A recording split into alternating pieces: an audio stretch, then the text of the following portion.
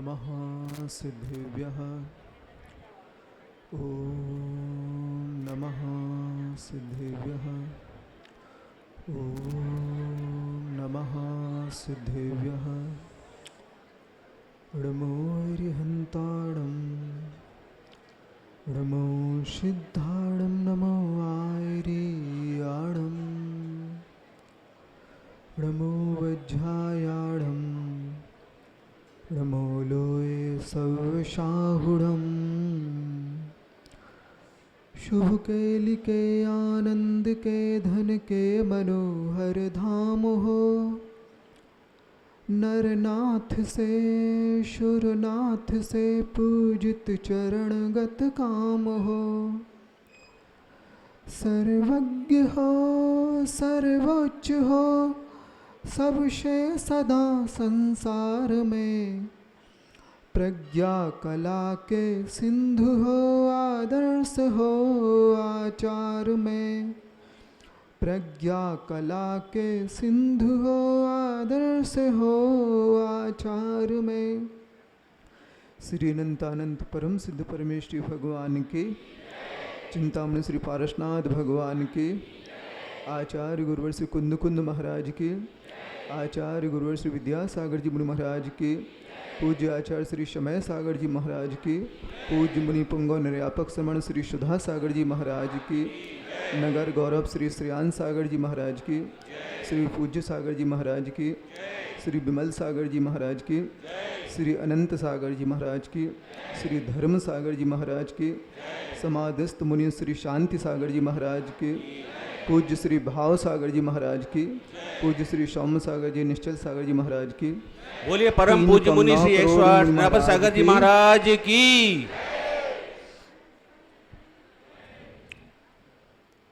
यह ललितपुर पहले पूरे के पूरे एरिया में या बुंदेलखंड में बजा हुआ था। किस विषय में है? बुरी आदतों के बारे में। लेकिन जब आचार्य महाराज के चरण पड़े और फिर इसके बाद पूज्य मुनि पुंगव श्री सुधा सागर जी के चरण पड़े तो पुनः बज गया। किस विषय में? संस्कारों के विषय में। और तुम्हारे क्षेत्रपाल जो कौन सा तीर्थ क्षेत्र है, अभिनंदनोदय तीर्थ क्षेत्र, इन दोनों के मामले में पुनः बज गया। बजना तो बजना है ना? हाँ, सिद्धि हो प्रसिद्धि हो या बुराई हो, जब एक चरम सीमा पे होते हैं तब कहीं जाके चारों ओर खबर लग जाती है।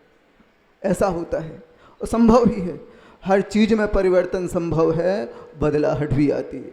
जब बुराई अपनी एक चरम स्थिति पे होती है, बस वो चरम स्थिति है, पुनः गिरावट आती है, फिर अच्छाई का विकास होता है। आज पूरा का पूरा बुंदेलखंड तुम्हारे अभिनंदनों तीर्थ के कारण पूरे विश्व में विख्यात हो चुका है। यह सब देन पूज्य आचार्य महाराज के चरणों की और पूज्य मुनि पुंगव श्री सुधा सागर जी महाराज के चरणों की है। उनका इसी ढंग से है। हमने एक प्रसंग पढ़ रहे थे पद्म पुराण में, कल इन लोगों को भी सुनाया था। जब सीता का वनवास हो गया, वनवास के दौरान राजा वज्रजंग के यहाँ उन्होंने लवकुश को जन्म दिया। और जब वह लगभग 18-20 साल की उम्र के हो गए, खूब शक्ति संपन्न थे, तो घूमते फिरते नारद जी वहाँ पर पहुँच चुके। और पहुँचने के बाद उन्होंने मालूम चला ये सीता के पुत्र हैं, तो भरपूर आशीर्वाद दिया उन्हें और कहा तुम्हारी वृद्धि तुम्हारा वैभव श्री रामचंद्र जी और लक्ष्मण जी सा संपन्न हो। तो पूछ लिया कौन है यह जिनके बारे में आप कह रहे हो, उन जैसा कोई है क्या ऐसा? हम भी तो समर्थशाली हैं। तो कहा रामचंद्र और लक्ष्मण जी हैं, अयोध्या के राजा। तो माँ से पूछा कौन है? तो नारद जी ने कहा तुम्हारी माँ सब जानती है। जब पूरे इतिहास का ज्ञान हुआ तो सब लोग तो तड़प उठते हैं कि माता पिता के लिए दर्शन के लिए, उनसे गले मिलने के लिए, तो वे भी तड़प उठे। हाँ, वे भी तड़प उठे, लेकिन दूसरे ढंग के तड़प उठे। वो पूरी की पूरी सेना तैयार कर ली। काय के लिए? रामचंद्र जी से मिलने के लिए नहीं, युद्ध के लिए। क्यों युद्ध के लिए? ऐसा ही होता है। पूरे के पूरे जाके अयोध्या के चारों ओर अपनी सेना को तैनात कर दिया और जाके ललकार दिया कि तुम आके हमें नमस्कार करो, अन्यथा हमसे युद्ध करो। तो रामचंद्र जी जो 3 खंड के अधिपति बलभद्र और नारायण वो कौन आ गया जो जिसकी मृत्यु सामने आ गई, जो हमें ललकारता है, हमें ललकारता है। लगता है उसका जीवन का अंत आने वाला है। पहले तो अपनी सेना भेजी, लेकिन इन दोनों मोक्षगामी पुत्रों ने क्षण मात्र उन्हें परास्त कर दिया। फिर जब लगा कि ये सेना तो जीतने वाली नहीं है, तो दोनों अपनी अपनी दिव्य शक्तियों के साथ उसमें युद्ध के मैदान में उतर आए। युद्ध के मैदान में और घनघोर युद्ध हुआ। कोई किसी भी दोनों पक्ष से कोई परास्त होने को तैयार नहीं। तो लक्ष्मण जी को वैसे आता नहीं पसीना, महापुरुषों को फिर भी कहते हैं पसीना आने लगा दोनों को। क्या हुआ है, कौन प्रकट हो गए, भ्रम पैदा हो गया, हम बलभद्र और नारायण हैं कि नहीं, क्योंकि 17,000 वर्ष की आयु थी रामचंद्र जी की लगभग, और इन दोनों की इतनी लंबी आयु में भ्रम हो गया हम नारायण और बलभद्र हैं कि कोई और पैदा हो गया, क्योंकि परास्त नहीं होते हैं। भगवान की वाणी है कि बलभद्र और नारायण के अलावा कोई इतनी शक्ति संपन्न नहीं होगा इस 3 खंड में, लेकिन ये दोनों तो परास्त होने वाले नहीं हैं। जब युद्ध के बाद जब हनुमान जी मुस्कुराने लगे तो कहा कि ये सहायता नहीं करता, मुस्कुरा रहा है। तो कहा क्षमा करो, ये आपके ही खून है, आपका ही रक्त है, और दुनिया में इतना शक्ति संपन्न कौन हो सकता है जो आपकी बराबरी कर पाए।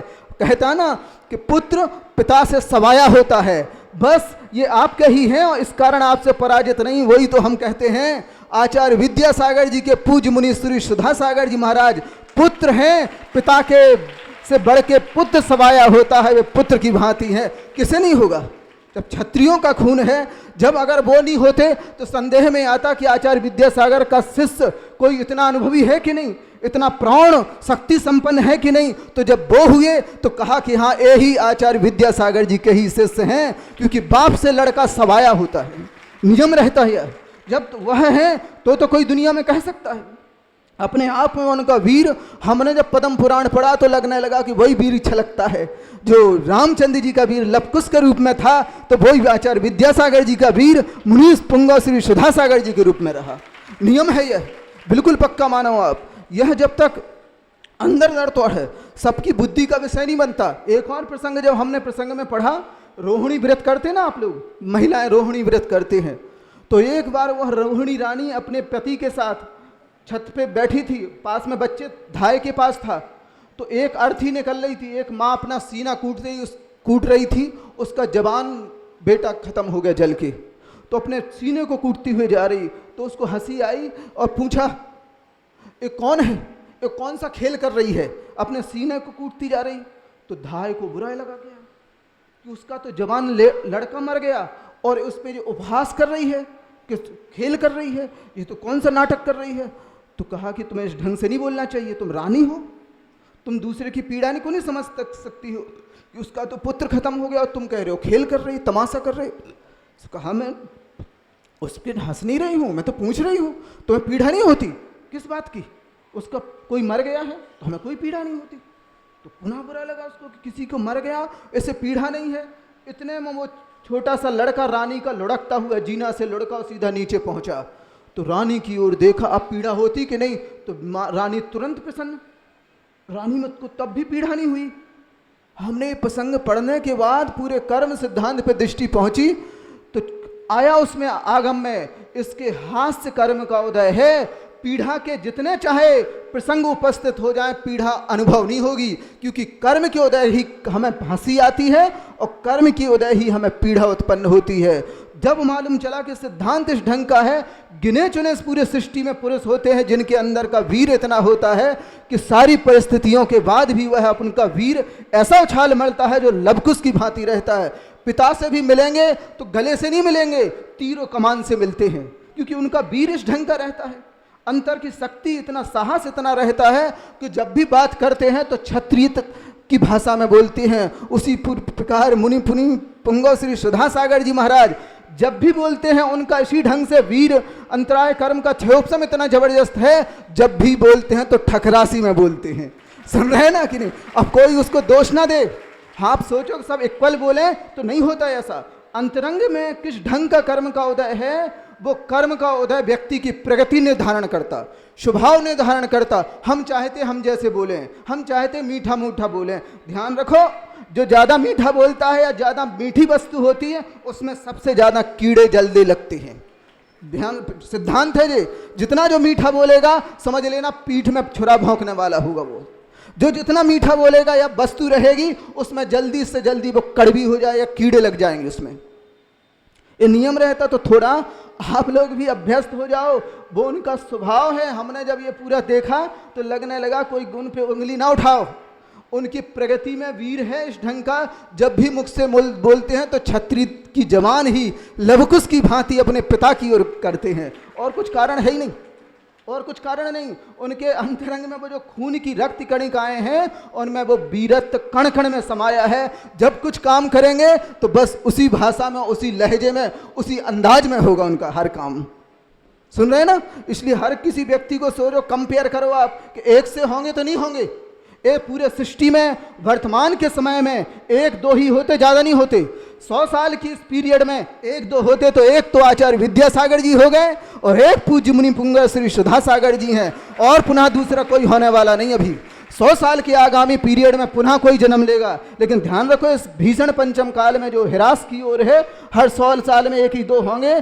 पहले आचार्य शांति सागर जी थे, फिर इसके बाद आचार्य विद्यासागर हुए, अब इसके बाद पूज्य मुनि पुंगव श्री सुधा सागर जी हैं। अपने अहोभाग्य मानो पूरे पूरे ज्ञात विश्व को और पूरे देश को अपना बहुमान रखना चाहिए कि आज ध्यान रखो उन्हें, वो हमारे समक्ष में है तो हमारा बहुमान है, हमारा बहुमान है, हमारी शान है। वह अच्छे ढंग से ध्यान रख लो, छोटी छोटी बातों की ओर विकल्प ना करो। तो हमने क्या कहा, क्षत्रियों का खून इस ढंग का होता है कि उनके करने का ढंग और बोलने का ढंग भिन्न होता है। उसी प्रकार वो गिने चुने पूरे लाखों करोड़ों की संख्या में बे अनोखे हैं।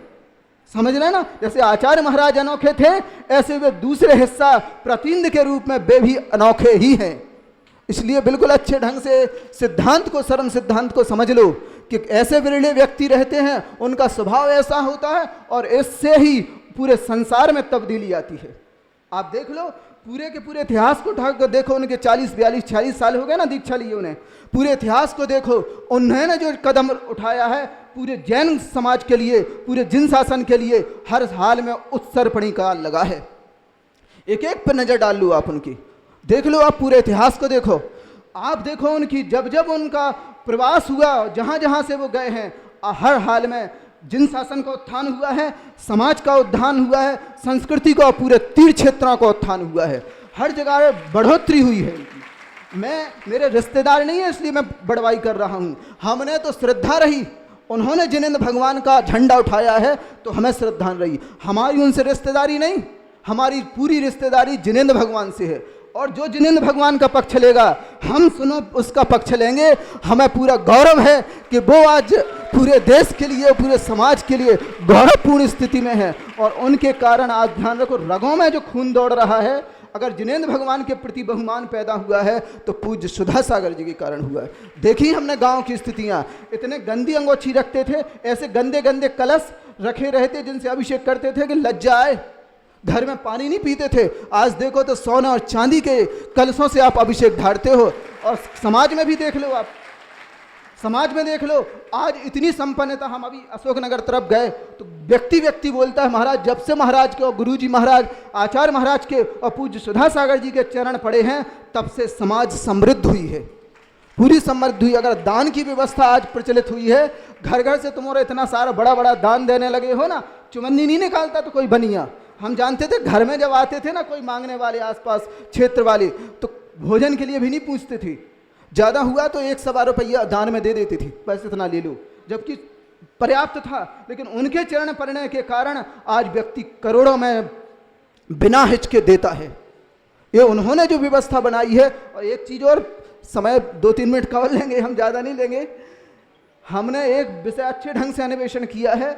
आप करोड़ों अरबों की संपत्ति अपने पुत्र को देते हो कि नहीं देते हो?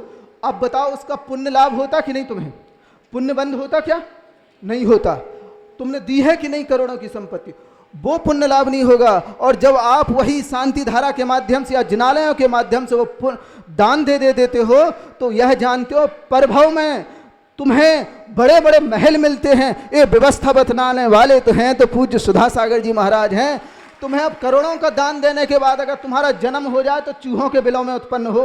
लेकिन उन्होंने ऐसी व्यवस्था बता दी कि अब तुम ऐसी व्यवस्था से जुड़ गए हो कि अब तुम करोड़ों रुपये दान देते हो, यहाँ से मरण के जाते हो तो स्वर्गों में बड़े बड़े विमान मिलते हैं, और यहाँ जन्म लोगे अगर मनुष्यों में तो बड़े बड़े राजाओं के महल प्राप्त होते हैं। यह उनकी देन है और आचार्य महाराज की देन है। हम चाहते हैं ऐसा ही बहुमान हमें जिन शासन के प्रति बना रहे, और ऐसे महान संत कह दें और पुण्यवान जीव हैं उनके प्रति ऐसा ही बहुमान बना रहे। बस इन्हीं भावनाओं के साथ चिंतामणि श्री पारसनाथ भगवान की, पूज्य आचार्य गुरुवर श्री विद्यासागर जी मुनि महाराज की, पूज्य मुनि पुंगव श्री सुधा सागर जी महाराज की जय, 3 कम 9 करोड़ महाराज की जय।